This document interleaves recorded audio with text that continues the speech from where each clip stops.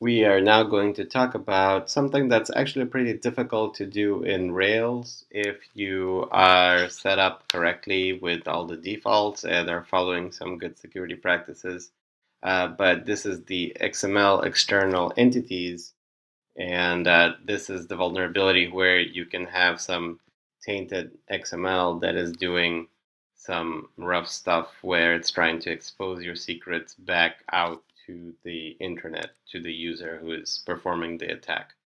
And so if we take a look through our views, you'll see I've created a special page called XXE for external XML entities. And here I've saved my snippet of XML, and you'll see that it has a bunch of special syntax.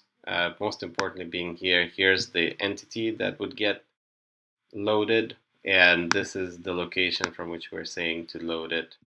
And this will actually try to load the password file, and so this is sensitive information and should not be sent back to a user. And so the way that this is happening behind the scenes is actually I've added a little bit of extra code to the controller as well. And if we look at the controller, I'm using the pages controller for a lot of these just because it's kind of general purpose. It's got, you'll see a lot of different attacks under it. And we are using this one, the content one method. And it shows that we're going from XML doc.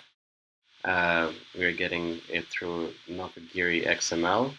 And here you'll see that the content that we supply is parsed as XML, and then we have a default config turned off, which is not to parse the entity. So we are going to parse and substitute in entities. So if we look over back here, you'll see that what that will mean is whenever it runs into something like this, it will say, oh, you want me to take a system file and replace this part of the XML with the contents of that? Okay, I will do that. And that's what we've turned on here.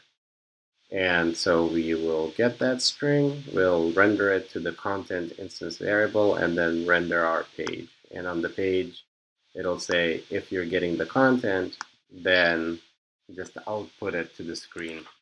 So let's see what that looks like out on the web. We have xxe.html, and then here we paste in our vulnerable XML or attack XML. And there you go. It dumps out all kinds of secrets. Let's not look at those too long, okay? And so here we see that there's an issue, which is, of course, that we do want to, in some cases, allow users to input XML. And in order to do that, we need to have XML parsing because we want to get information out of that XML. But here's the problem. How do we do that and stay safe? Well, in this case, it's pretty simple. We just don't allow this option. So let's take that out.